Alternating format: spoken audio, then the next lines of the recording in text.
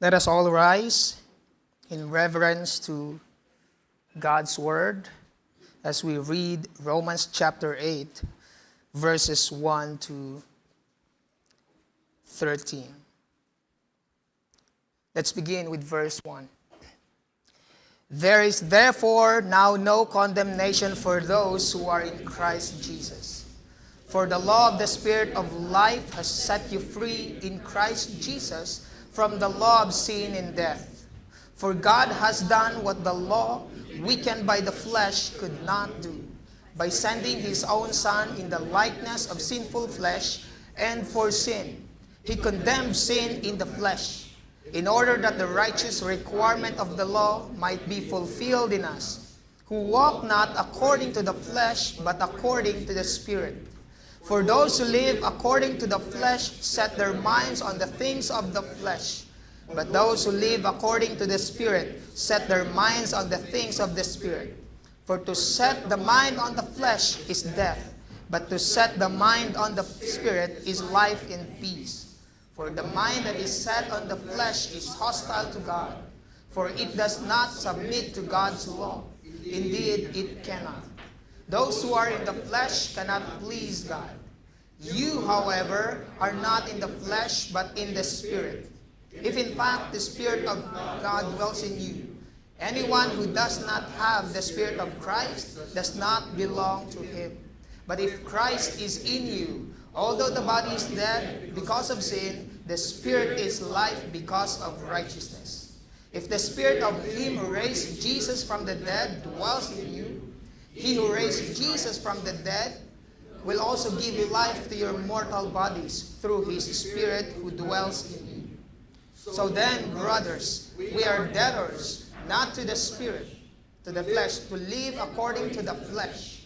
But for if you live according to the flesh, you will die. But if by the Spirit you put to death the deeds of the body, you will live. May the Lord add blessing to the reading of His Word. Pwede na po tayong umupo.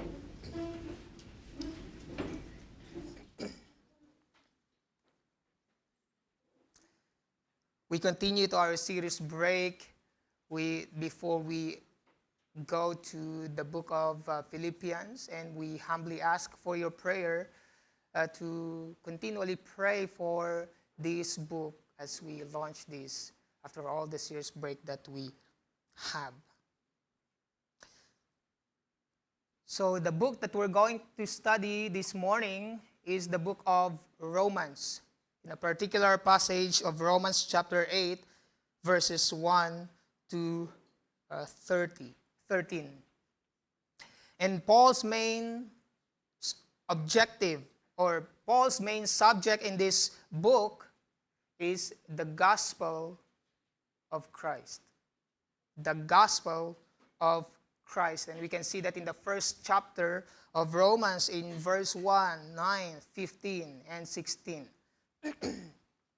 And this gospel that he preached and lived out was the very reason also why he was persecuted by the Jews, who are at this moment was chasing him.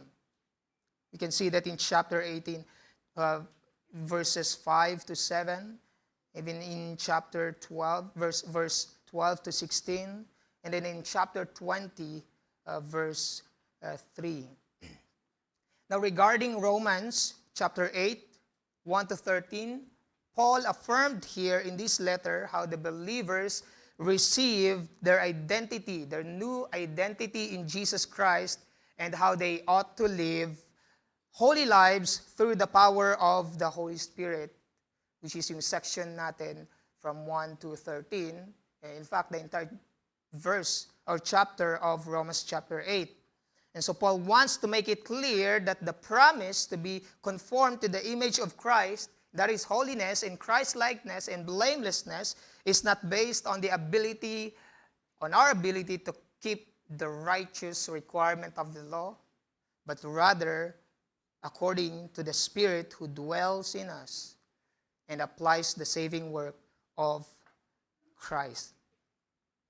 And so as you can see during your IBS, you have this prevalent idea or word of the Spirit, or the Spirit who dwells even also that of the flesh. And that would be the contrasting idea that we have in this passage. So Paul is writing this letter while he was in Corinth, as we can see also in the book of Acts, in Acts 20, verse 3, where he spent 3 months there ministering to the people in Corinth. While awaiting his trip to Jerusalem to deliver the fund for the Jerusalem church, dahil nangangailangan po sila doon. And by this time, this was already during his third missionary journey. And so Paul was eager to preach. He was about to preach the gospel to those who are in Rome. That was his desire. If you look at Romans chapter 1, verse 15. Why? For the gospel is the power of God for the salvation, which proves to be the main theme of this book in verses 15 and 16 of chapter 1. So he planned to visit them, to minister to them, so that they can minister to them, and for the church there to minister also to the apostle Paul, as he says in chapter 11, verse 8 to 15. And Paul had already, we can see after the third missionary journey are now about to end, he already preached to the strategic cities of the east. Actually, ang na-mention niya po dito sa verses in this book, he already preached from Jerusalem to Illyricum. Sa taas po yun ng Macedonia, sa pinakataas pa. And so, therefore, his ambition, sabi niya sa verse 20 ng chapter 15, his ambition is to preach the gospel. He made his ambition to preach the gospel. Where? To the place where Christ was not known, as it says in verses 22 to 24 of chapter 15.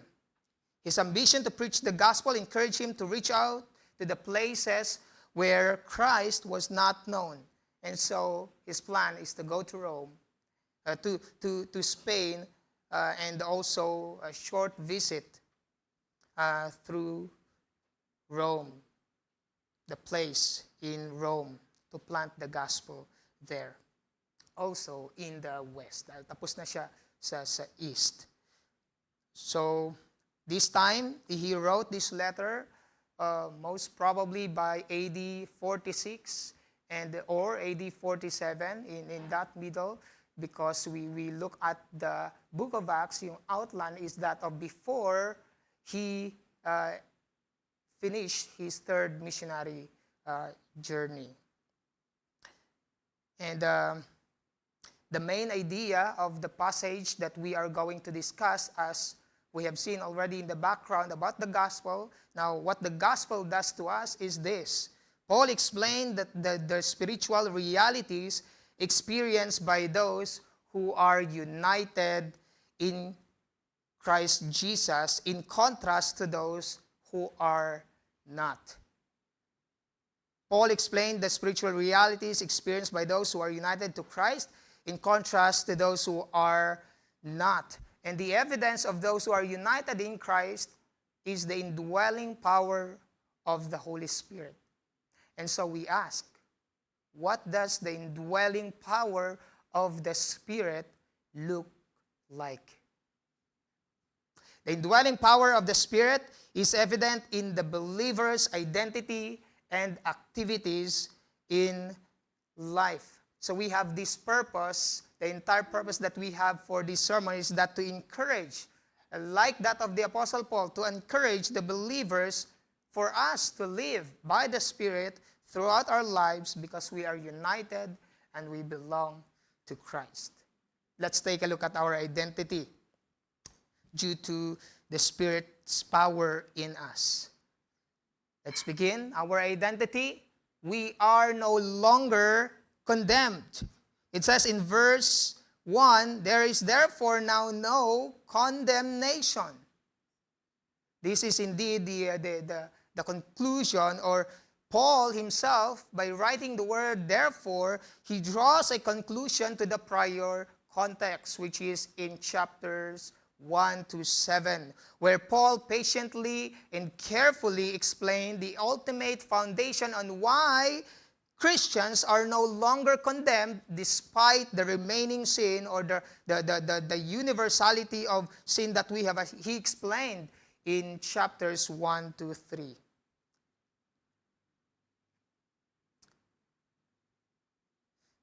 The foundation on why Christians are no longer condemned despite this reality is that we are justified by grace as a gift through the redemption that is in Christ Jesus, as it says in Romans chapter 3, verse 24.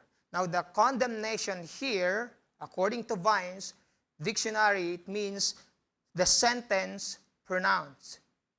The sentence pronounced. Take a look at Romans 5, in the context of Romans 5, 16 and 18. And the free gift is not like the result of that one man's sin. For the judgment following one trespass brought condemnation. So the sentence pronounced to that one who sinned is condemnation, or condemnation or death, eternal death or punishment. But the free gift following many trespasses brought justification. Verse 18, therefore as one trespass led to condemnation for all men, so one act of righteousness leads to justification for all men. As we observe here, it says, led to condemnation for all men. This tells us that one man's obedience. Who is that?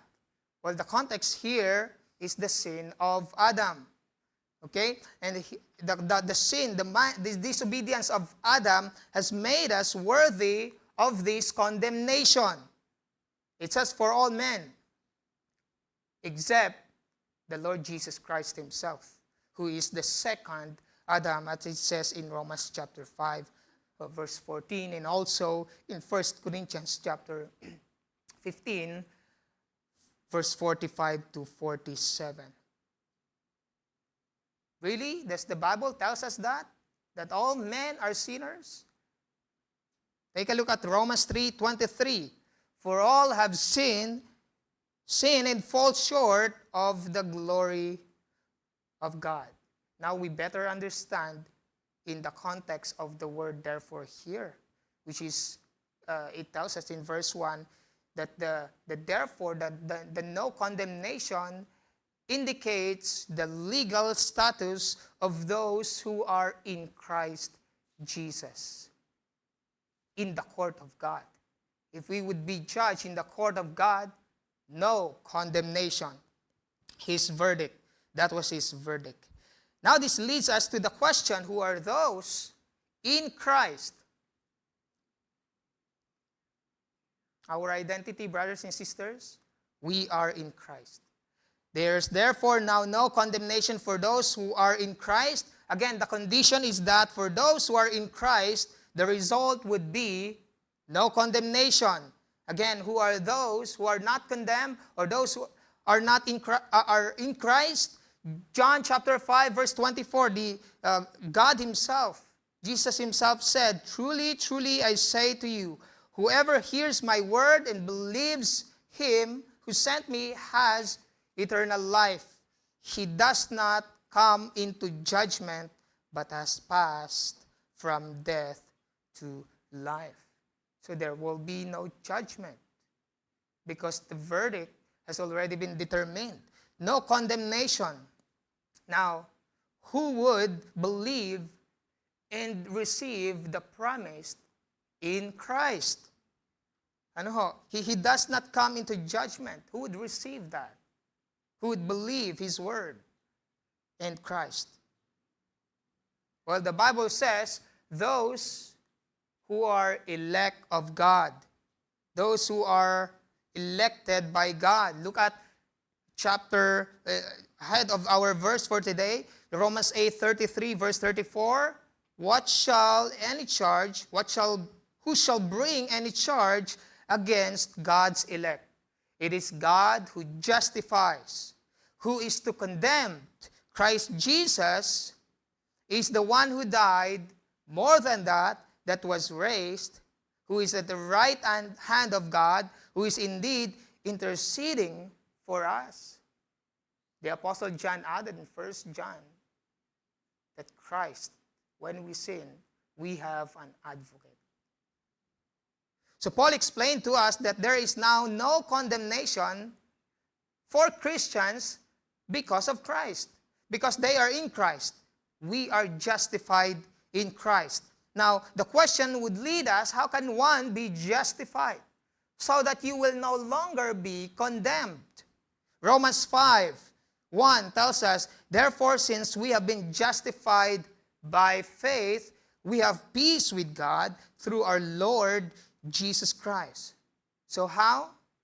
Faith is the means by which we will escape the coming wrath that is poured out as a judgment for those who are not in Christ Jesus. And so by putting our faith in Him and His work, we will receive the gift of salvation. Paul made it clear in his letter, Romans 6:23, for the wages of sin is death, but the free gift of God is eternal life in Christ Jesus our Lord. So we see here, brothers and sisters, that this is who we are in Christ through the indwelling power of the Spirit who enables this position in us to happen. What else that God says about our identity in Christ? We are in Christ. We are no longer condemned because we are in Christ.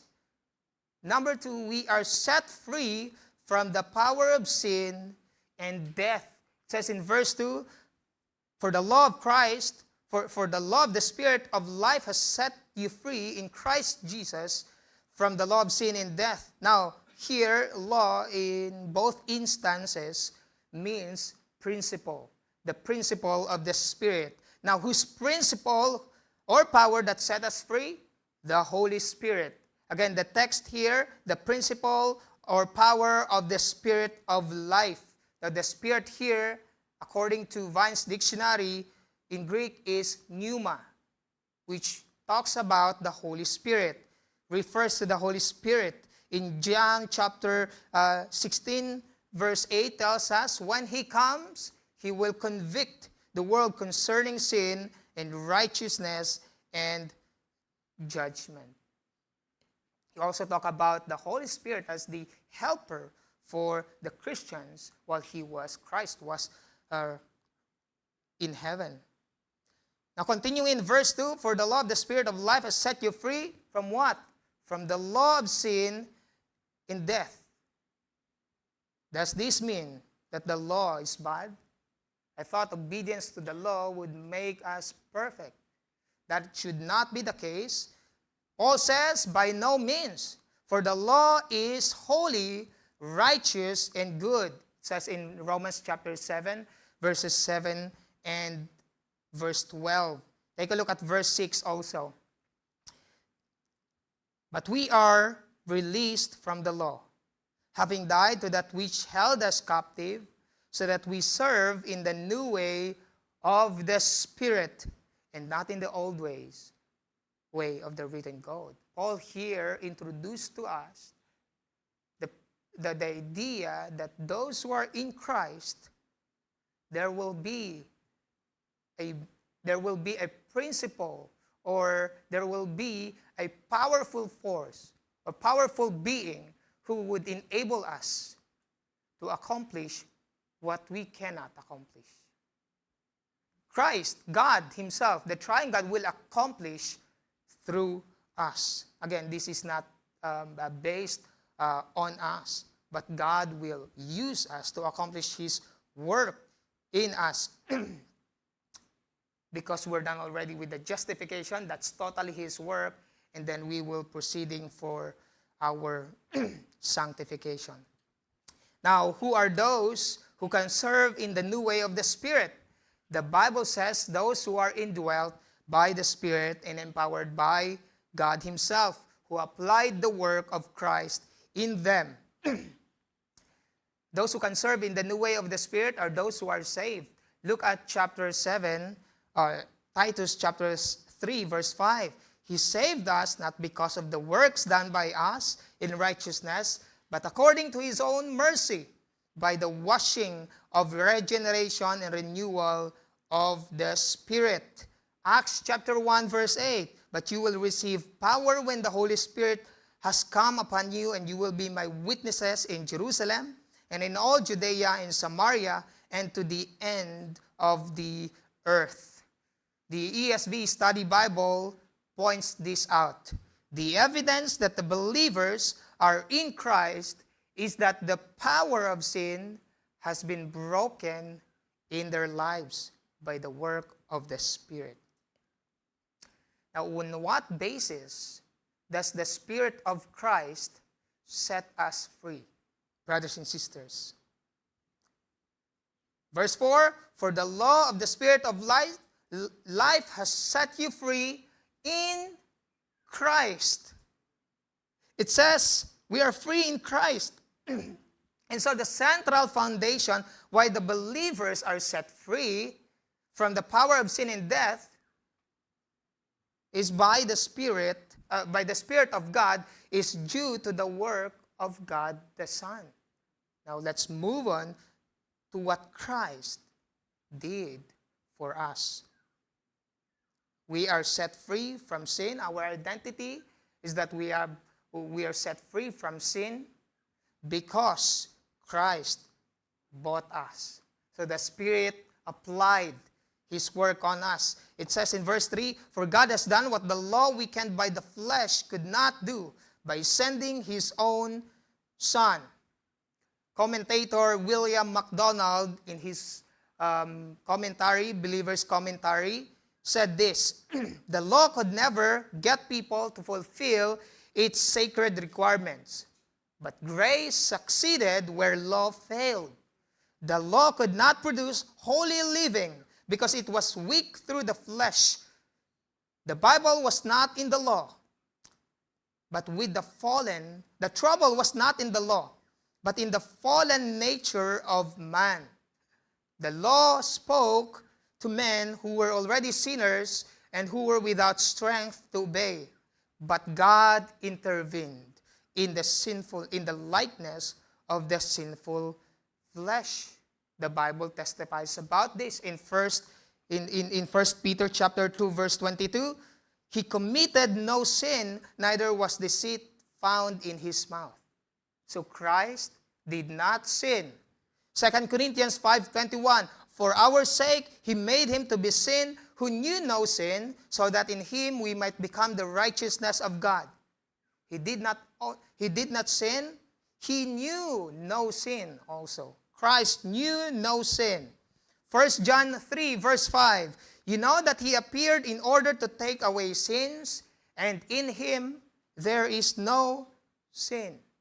There was no sin in Christ. Hebrews chapter 4, verse 15, for we do not have a high priest who is unable to sympathize with our weaknesses, but one who is in every respect has been tempted as we are, yet without sin. So the point, brothers and sisters, is that the Son of God did incarnate, became like us in the body. He experienced the weakness and the vulnerability of our sinful nature, yet Christ did not sin in his body, in his flesh. Take a look at 1 Peter chapter 1, verse 18 to 19. Knowing that you were ransomed from the futile ways inherited from your forefathers, not with perishable things such as silver or gold, but with the precious blood of Christ, like that of a lamb without blemish or spot. So, brothers and sisters, we are redeemed from the slavery of sin and the power of death only because Christ himself offered himself as the perfect substitute for us. Praise God, and all praise to Him alone. We are set free because Christ bought us. We are set free because Christ condemned sin for us. It says in the in verse 3, He condemned sin in the flesh. The Apostle Paul tells the Galatians about this in chapter 3, verse 13 of Galatians. Christ did redeem us from the curse of the law by becoming cursed for us. For it is written, cursed is everyone who is hanged on a tree. What's that? The cross of Christ. Again, let me quote from William MacDonald. He died not only for the sins which we have commit, but also for our sin nature. In other words, Christ died for what we are just as much for what we have done. In so doing, He condemned sin in the flesh. Our sin nature is never said to be forgiven. Again, yung sin nature natin, present pa rin. But we are no longer in the power of sin. The sin nature that we have is condemned. It's not forgiven, it's condemned. It is the sins that we have committed that are forgiven. So to sum up, brothers and sisters, Paul truly found the answer to his struggle over the presence of sin. Paul acknowledged to himself that he was a sinner. If you look at chapter 7, wretched man that I am, who can save me from this body of death? He had no hope of pleasing God because merong contrasting laws. He wanted to do what is right, but the very thing that God hates is what he does. So Paul turned his eyes back on the cross of Christ. Therefore, he found joy in the truth that there is no condemnation in Christ due to the saving work of Christ in us. We are set free from the law of sin and death because Christ's Spirit, later on, makikita natin, the Spirit of Christ, fulfilled the law in us so that the righteous requirement of the law through our walk in the Spirit might be fulfilled. That's what it says in verse 4. In order that the law requirement, the righteous requirement of the law might be fulfilled in us. To whom? To those who walk according to the Spirit. Those who walk according to the Spirit. The Bible, the text says, in us. So it doesn't say for us. So it cannot mean our justification. Because by the works of the law, no one will be justified. Even if you have tried your best to complete that. Because the law is not meant for us to be saved, but to show who we are in the reflection opposite to God. Because if it says, so that the righteous requirement of the law might be fulfilled in us, which is, again, justification done already by Christ, by fulfilling the law for the imputation of our righteousness. Then what does Paul mean here, the requirement of the law? Take a look at Galatians chapter 5, verse 14. For the law is fulfilled in one word. You shall love your neighbor as yourself. Taking ahead or in the context of this book, he said in Romans 13, verse 8 to 10, owe no one anything except love each other. For the one who loves another has fulfilled the law. For the commandments, you shall not commit adultery, you shall not murder, you shall not steal, you shall not covet, and any other commandment are summed up in this word, you shall love your neighbor as yourself. Love does no wrong to a neighbor. Therefore, love is the fulfilling of the law. Didn't the book of Matthew also summarize what the law is? You shall love the Lord your God with all your heart, mind, soul, and strength, and that you shall love your neighbor as Christ loved us. Greater is the standard because even Christ loved his enemies. The Spirit set free for those who are under the law through the incarnated and sinless God the Son, who was condemned on our behalf. That is justification. And therefore, through the indwelling principle or power of the Spirit, He empowers us to carry out obedience to the law throughout our lives. That's our sanctification, which is loving God and loving others. Ezekiel 37 verse 26 to 27 tells us that God Himself will put a new spirit within us. He will take away the heart of stone, and He will give us the heart of flesh, from being dead to being alive. Is this true to us, brothers? Are we being sanctified in loving God and loving others?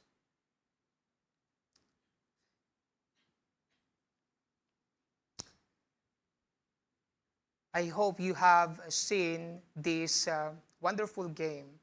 Pero hindi kami nakapaglaro sa field nito. Sa field lang ng farm. Because the people there in our hometown are playing this baseball game. Wala kami sa official field of this. But the idea of the baseball game, we have this batter. Okay? And we have the one who throw the ball. We have the first base. Ilan yon? Tatlo? First base, second base, third base, until maka-rotate tayo. Okay? Now, in this sport, we want to get to first base. Right? Gusto natin ma-fulfill kagad. Gusto ko pumunta kagad doon. But to do so, the batter should or does not look at first base. Ano ho? He watches the ball. He focuses all his energy in concentrating on hitting the ball as it is pitch. Now, brothers and sisters, in a sense, yun pong first base is the righteous requirement of the law. And we yearn to get there. We wanted to do this. We wanted to fulfill this. But again, too many believers today focuses their attention on the first base.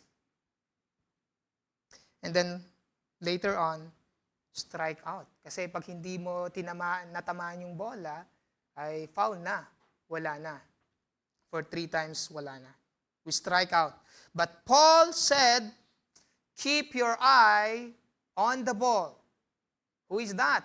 Christ Jesus. On Himself. Keep your eye on the ball, on Christ Jesus, and you will discover that you will arrive at the first base. You can't go at the first base without hitting the ball or focusing on the ball.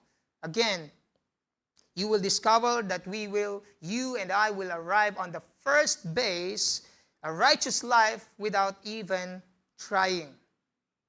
Ano ho?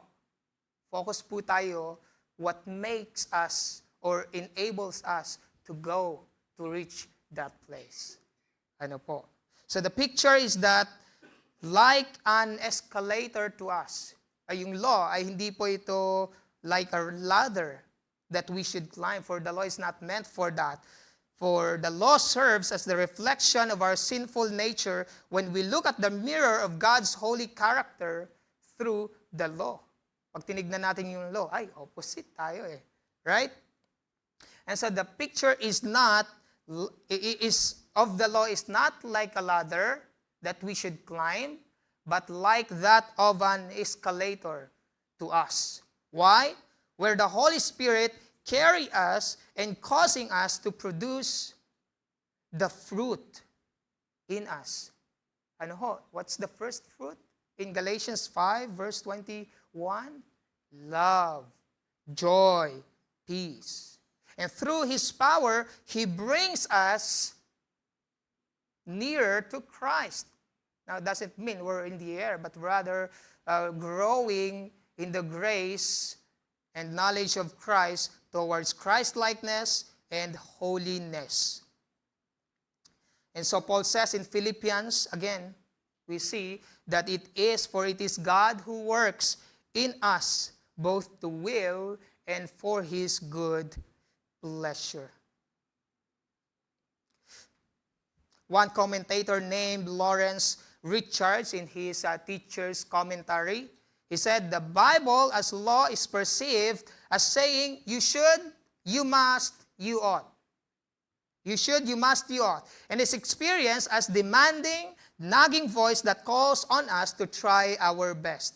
But the Bible is grace, and the Spirit's voice is perceived as invitation, a revelation of what God intends to do in and through us.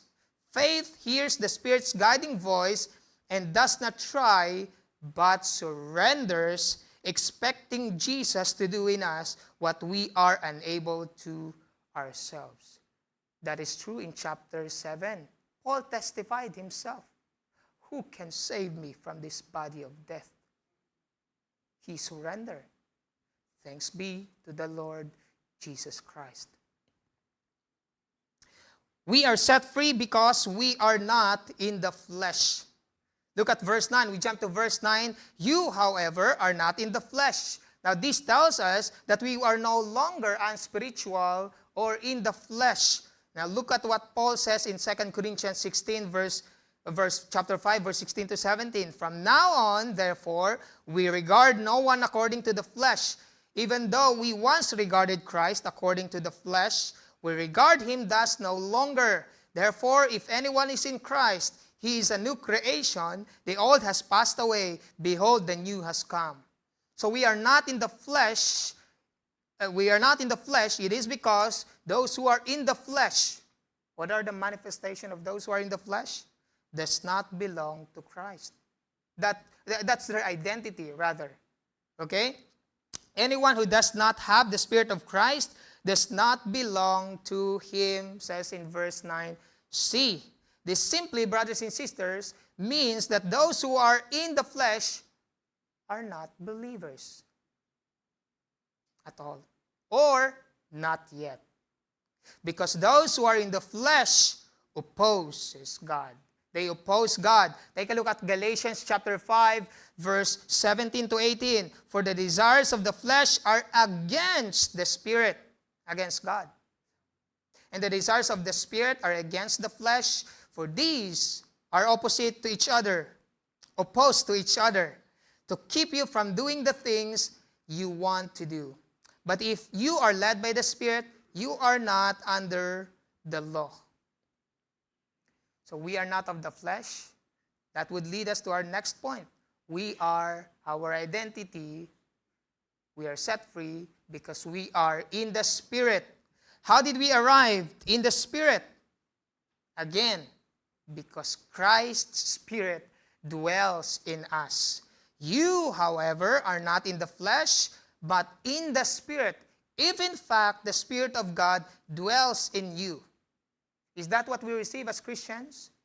Look at the preceding verse of Romans chapter 8, in 15 to 16. For you did not receive the spirit of slavery to fall back into fear, but you have received the Spirit of adoption as sons, by whom we cry, Abba, Father.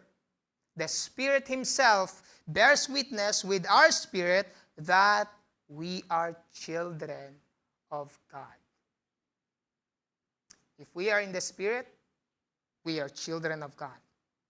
So brothers and sisters, to know someone, if he or she is a relative or a family, lalong-lalo na yung bata, ay we need the test to know that, to prove that to us, a family from our bloodline through the DNA test.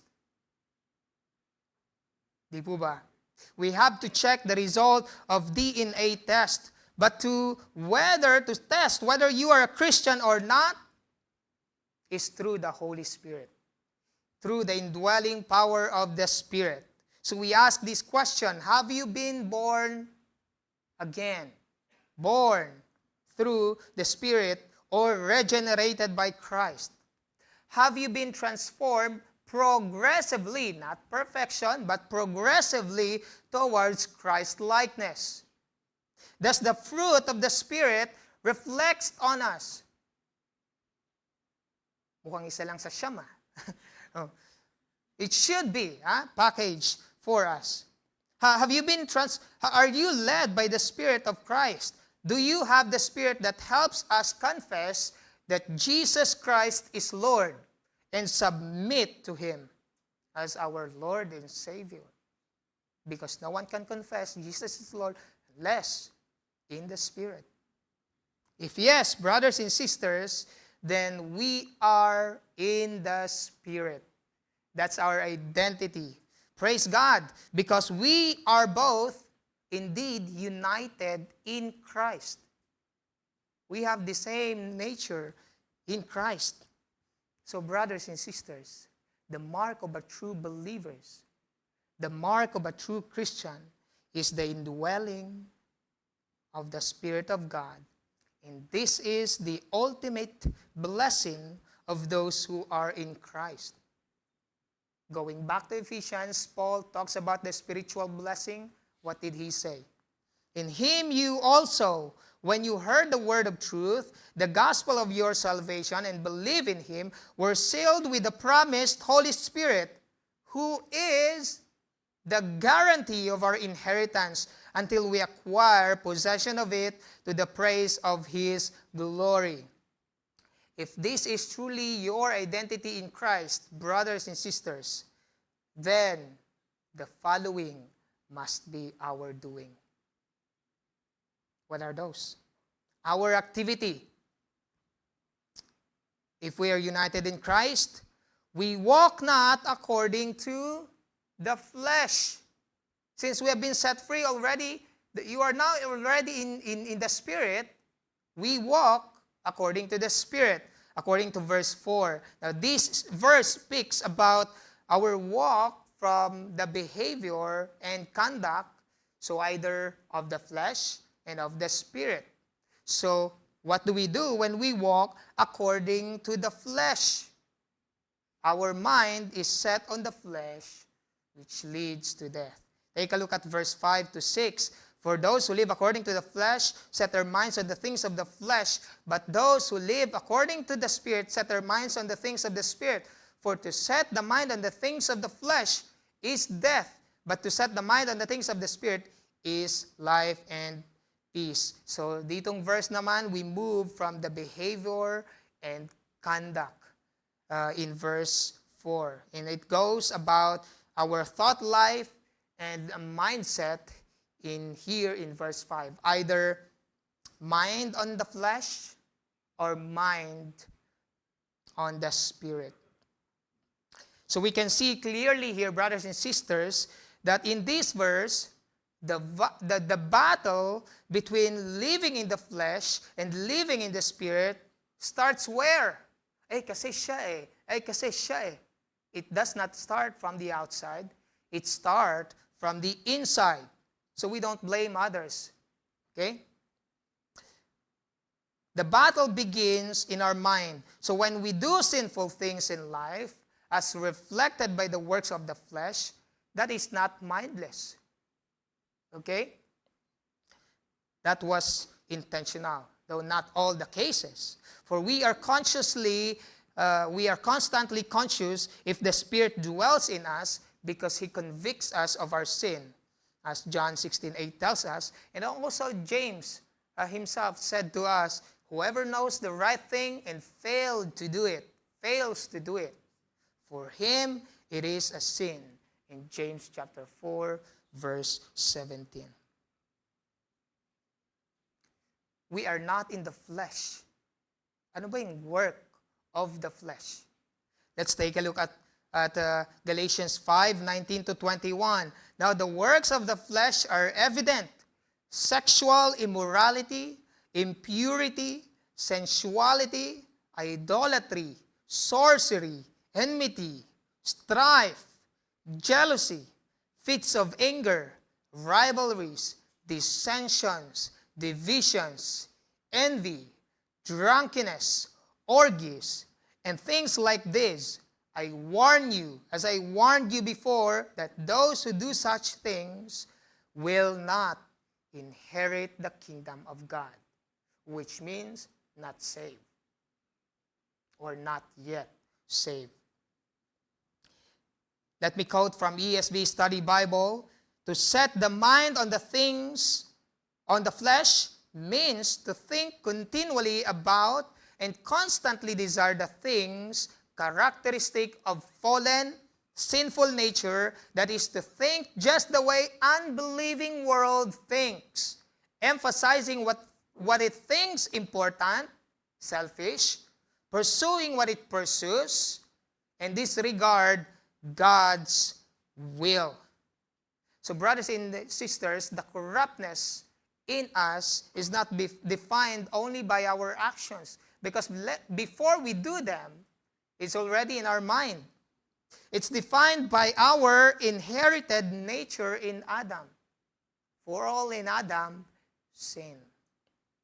Our state nature is governed by sinfulness. We can take a look at those verses in Romans 3, Ephesians 2, and Genesis chapter 6, verse 5. Now, this is how Paul elaborated his thought that a person who is set his mind on the flesh are sinful because his mind is hostile to God. Take a look at verse 7. For the mind that is set on the flesh is hostile to God. Now, brothers and sisters, if we have the sinful mindset, our thought life and conduct is in rebellion against God. We do not have God indwelling us. So Satan controls us to be hostile to God. So our mindset is opposite to the nature and character of God. We hate what God loves.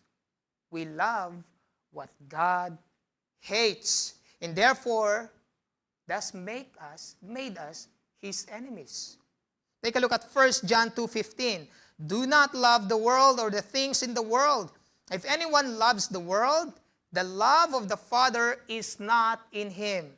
James 4 verse 4, you adulterous people, do you not know that the friendship with the world is enmity with God? Therefore, whoever wishes to be a friend of the world makes himself an enemy of God. So those who set their minds on the flesh, they are sinful because the mind is hostile to God and also does not submit or will not submit to God. Take a look at verse, again, 7. For it does not submit to God's law. Indeed, it cannot. Now, take a look at that, brothers and sisters, in 1 Corinthians chapter 2, verse 14. The natural person does not accept the things of the Spirit of God, for they are folly to him, and he is not able to understand them because they are spiritually discerned. Now, the people who set their minds on the flesh, what does that mean? We are actively rebelling against God because of our spiritual deadness, according to Ephesians 2, verse 1. Our mind, our being, are sinful because our mind cannot please God, or our nature cannot please God, or our identity cannot please God if we are in the flesh. It says in verse 8, those who are in the flesh cannot please God. So we see here, brothers and sisters, that our internal cravings are tainted. That doesn't mean that your flesh totally are, or the flesh cannot do any good. Take a look at Christ. He perfected what the law requires in his flesh. He was tempted like the sin that we have or temptation that we have, yet he did not sin. So our internal cravings are tainted by the desire to gratify the flesh that we have. And so we embrace, this was our main concern when we are living a carnal life or a sinful life, as it says in Ephesians 2 verse 3. In the fallenness of our being, we embrace both our fleshly desires and our wicked thoughts. This is what we do apart from the work of the Spirit. All the time, you and I are displeasing to God. In fact, the writer of Hebrews tells us, without faith, who are those who have no faith, then like that of the unbelievers, they cannot please God without faith. One cannot please God. Oh, really? I serve in the church, perfect in Bible reading. Also, I reach out to the other people. I donated with the church, for the church, or for the good of the community. But unless you have the faith in Christ, your works are useless. You cannot please God. So our minds are sinful. When we set our mind on the things of the flesh, it does not submit, or it does not have the Spirit of God. Look at verse 9. Anyone who does not have the Spirit of God does not belong to Him. Now, if having the presence of God, brothers and sisters, proves to be that we are children of God, as it says in Romans 8 verse 16, then the absence of the Spirit proves to be that we are children of wrath, that we belong to Satan. We are all created by God. We are His creation. But that doesn't mean that we are all His children. Those who are children of God, who are those given, or they are indwelt by the Spirit of God. But if you do not have the Spirit of God, you are children of wrath, children of that of Satan. Ephesians 2:3 tells us, among whom we all once lived, our former lives, who we are. We live in the passions of our flesh, carrying out the desires of the body and the mind, and were by nature children of wrath, like the rest of mankind. There's only one who is not a children of wrath, Son of God, Jesus Christ. John 8:44, you are of your father the devil, and your will is to do your father's desire. He was a murderer from the beginning and does not stand in the truth, because there is no truth in him. When he lies, he speaks out of his own character, for he is a liar and the father of lies. Lastly, brothers and sisters, we are sinful in the mind. When we set our mind on the flesh, it's because we set our mind on sin. But if Christ is in you, although the body is dead because of sin, again quoting from John chapter 8 verse 34, everyone who practices sin is a slave to sin. Spiritually dead people because of sin are separated from God. Therefore, they are alienated from the life of God. They can't do anything, or they have no capacity to respond to God, to God's call. Total inability. John MacArthur says, quote this, being spiritually dead while being physically alive is the sad state of every unredeemed human being. That was indeed makes us sad, brothers, especially to those who are our relatives, our family. And so that also drives us to witness for them by the power of the Spirit.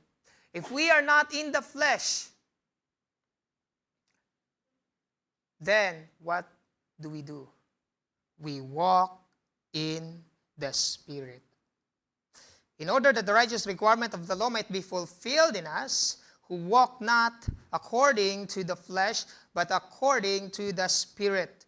Take a look at the previous verse that Paul talks about in Romans chapter 6. We know that our old self was crucified with Him, buried with Christ through the Spirit, in order that the body of sin might be brought to nothing. Later on, the idea we are not debtors, right? So that we would no longer be enslaved to sin. Take a look at verse 17. But thanks be to God that you were once slaves of sin, have become obedient from the heart to the standard of teaching to which you were committed. Look at verse 19. I am speaking in human terms because of your natural limitations. For just as you once presented your members as slaves to impurity and to lawlessness, leading to more lawlessness, so now, conduct, activities as a Christian, present your members as slaves to righteousness, leading to what? Sanctification. Our works does not justify us. It sanctifies us. We are already being justified. We are not condemned. And so as not condemned people, we live in the Spirit. We who are in Christ have been given by God a new heart through the Holy Spirit who dwells in us. He will cause us to obey Him, to obey His Word. He enables us to walk in His Word. And so to those who do not have the Spirit of Christ, there's only one manifestation of the activity. Do not obey the law of God. Because the indwelling power of sin and death indwells them. Because of the indwelling power of sin and death resides in them. But those who are in Christ, the indwelling and empowering presence of the Holy Spirit helps us resist the flesh and please God. Praise God. That's the principle of the law of the Spirit of life. The power, the indwelling power of sin in us. If we are in the flesh, our mind that is set on the flesh leads to life and peace. That's what it says in verses 5 to 6. Because of the indwelling power and presence of the Holy Spirit, as it says in this verse, we can see that Paul explains that those who are in Christ are no longer under the ruling of the flesh. We have been transferred from the influence of our fleshly desires to that desires of the Spirit of God. Hindi na po tayo spiritually discerned. Look at Colossians 1 verses 1 to 3. If then you have been raised with Christ, seek the things that are above, where Christ is, seated at the right hand of God. Again, the command, set your minds on the things above, not on the things that are on earth. For you have died, and your life is hidden with Christ in God. So when Christ, who is your life, appears, then you will appear with Him in glory. So we praise God because the blessing of those who are in Christ is that they have been justified, and currently, presently, until Christ's coming or until the appointed time of our death, will be sanctified, and our end is glorification. We can see that here in verse 11. If the Spirit of Him who raised Jesus from the dead dwells in you, He who raised Jesus from the dead will also give life to your mortal bodies. They are already spiritually alive. Then what is this life? Life in our bodies after we have died due to sin. Again, we are forgiven by God, but the effect of sin, which is death, still linger in us. And it might be that that is the case for us na namamatay dahil tayo sa ating mga kasalanan. But taking at the perspective of Hebrews 9:27, it is a divine appointment by God to us. So still God is in control, or no accident, whether you died in an accident, or old age, or sickness. All of that have been appointed by Christ. Because of Christ, the Spirit gives us life. Those who are in Christ will die physically because of sin. That's the effect of sin. Although tayo ay Christian na, ay mamamatay pa rin po tayo dahil wala pa po tayo sa glorified state or perfect state. Ano ho? And those who are in Christ will live spiritually because of righteousness. Because of what Christ has done, imputed righteousness in us, we have been made alive through the power of the Spirit who regenerated us. So we died and raised up together with Christ. Ano po ito? Union with Christ. And after that, those who are in Christ are guaranteed to be resurrected through the Spirit who raised Jesus from the dead. So brothers and sisters, the mortal bodies, which still we have the remaining sin in us, of all Christians, still die because the effect of sin. But it will be resurrected at the coming of Christ. That's what we have learned from Pastor Jared last sermon that we have. So after we are transformed to glorified bodies, we will no longer be subject to death. What is the command of Paul? Encourage one another of these things. Now that we are called to God to sanctification, what then is our goal? Our goal is not to live according to the Spirit, according to the flesh. Take a look at verse 4.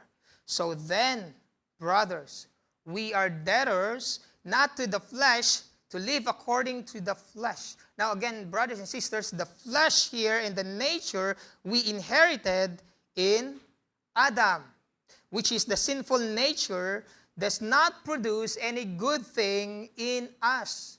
So hindi po tayo obligado na for those who are in Christ. And therefore, we should not gratify the desires of our flesh, as Galatians 5:16 tells us, for it leads to death. Take a look at Romans 7 verse 10. The very commandment that promised life proved to be death to me. Again, there's no problem with the law. The problem is me, you, and our nature in Adam. So our sinful nature leaves us no choice but to obey its passion, because we were under the control of sin. We can see that in chapter 6 and 7. But now, because of the indwelling power of Christ, of God, in Christ, we can resist and mortify its desires in us. We must not live according to the flesh, but rather, as Christians, we live according to the Spirit. How? By putting to death the deeds of the body, which is sin that leads to death. That's what it says in verse 13. For if you live according to the flesh, you will die. But if by the Spirit you put to death the deeds of the body, you will live. Theologian named Charles Hodge commented on this in his book, Romans. He said, therefore, this particular verse, the necessity of holiness is absolute. No matter what professions we may make or what hopes we may indulge in, justification or the manifestation of the divine favor is never separated from sanctification. Look at what the preceding verse, again, Paul says, those whom he predestined, he also called. He justified. He sanctified. He glorified. So we can see here the command. The Apostle Paul tells us, put to death Therefore, what is earthly in you, sexual immorality, impurity, evil desire, covetousness, which is idolatry. Before, we think of idolatry before of the statue only, right? You shall not make any graven image. Because we think that's only the idolatry. Anything that replaces God is an idolatry. Anything that you desire and love more than God is an idolatry. It could be anything in this world. Sabi nga ni Paul, in first chapter, they exchanged the glory of the invisible God to that of the visible. Paul warned us that we will die unless we put to death the deeds of our body. But since we are no longer obligated to satisfy the desires of our flesh, those who are in the Spirit have been given new life or new obligation. So hindi po tayo wala lang. Hindi lang po tayo, anong gagawin natin? Wala na lang. Sige, Holy Spirit lead na lang tayo. Hindi po. Meron po tayong obligations. New obligations, but the one who will carry it out is the Spirit through us. Through us. Ayun nga, para nga pong elevator eh. Ano ho, though poor illustrations. Ano po. So, the Spirit enabled us. The Spirit enabled this to happen in us. How does this look like in our personal lives, brothers and sisters? If you are new in the faith, whether you are a man, young man, or a young woman, or an adult, you are new in the faith, and you have this kind of struggle because of the effects of sin from your former lives, from your old self, watching pornography or nude pictures. These things are causing you at this moment to look at someone with lust in your heart. Now you are waging war against your old sinful nature. What should you do? Confess your sins. Repent. And be encouraged before God and acknowledge your sin apart from Him. That's what Paul says. Wretched man that I am, for nothing good dwells in me, that is in my flesh. You see? You confess your sin. You trust in Him. Be encouraged that you are no longer under the law. Of course, this is not your license to sin, but now that you are no longer in the flesh, so glorify God in your body. Paul says in 1 Corinthians 6:19-20. Discipline yourself.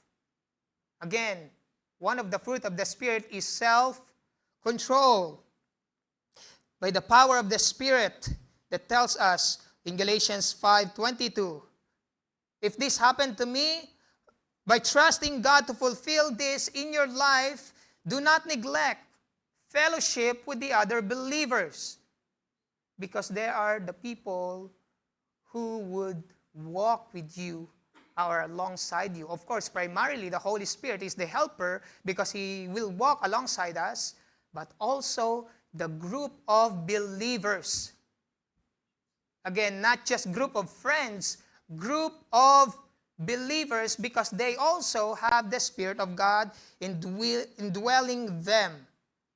So to those are the means by which you can be sanctified and conquered the remaining sin in our lives. Before we end, let's take a look at what Paul says. Testify to himself. How did he arrive in chapter 8? Romans 7, verse 18-25. For I know that nothing good dwells in me, that is, in my flesh. For I have the desire to do what is right, but not the ability to carry it out. For I do not do the good I want, but the evil I do, that I do not want is what I keep on doing. Now, if I do what I do not want, it is no longer I who do it, but sin who dwells in me. Presence of sin. So I find it to be a law that when I want to do right, evil lies close at hand. For I delight in the law of God in my inner being, but I see in my members another law waging war against the law of my mind and making me captive to the law of sin that dwells in my members. Are you the only one who is experiencing struggle in the flesh? Look at the great Apostle Paul. He said this, "Wretched man that I am, who will deliver me from the body of death?" What's the answer to his question? Thanks be to God. Now, that would not be a thanks if you don't understand the gospel. Thanks be to God through Jesus Christ our Lord. So then I myself serve the law of God in my mind, but with my flesh I serve the law of sin. To end this, brothers and sisters, we can see in our passage, puro indwelling in us. This tells us, brothers, no spirit, no life. No spirit, no life. As seen in our text today, there are only two types of people in the world. Those who are living in the flesh, which means not Christian, unredeemed, unregenerated people, and those who are living in the flesh, in the spirit, those who are redeemed and regenerated by God, Christians, the saints, the body of Christ, the believers. No middle ground, brothers and sisters, whether you are new here or you are here for the end times. Examine yourselves. Why would Paul give that letter to those who are Christians already? If you live according to the flesh, they're already Christians. Because brothers, not all who go to church are Christians. So examine ourselves. From which side are you? Because if you are living in the flesh, then brothers and sisters, it is my prayer that you would come to the saving knowledge of Jesus Christ and be part of His spiritual family in accordance to His sovereign will. But if you are living in the Spirit, it is my prayer also that the Spirit may guide you to obey God and kill the remaining sins in your flesh towards the pursuit of holiness and Christ-likeness as you wait for the blessed hope of His return. Kill sin now, or sin will be killing you later on. Choose, brothers and sisters. Remember that our justification and sanctification and glorification is critically founded in the atoning work of Jesus Christ, effectively applied by the Spirit of Christ. What can we say? May we walk faithfully in the Spirit because we are already in Christ. Let us pray.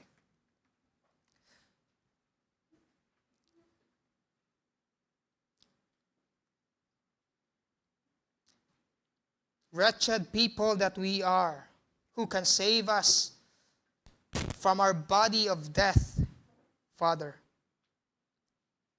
No one, except the Lord Jesus Christ. And so we thank Him because of the redemption that is found in His life. Through His blood, you made this covenant for us for the forgiveness of our sins. And now that we are in you, Father, now that we are in Christ, now that the Spirit dwells in us, help us glorify you in our bodies.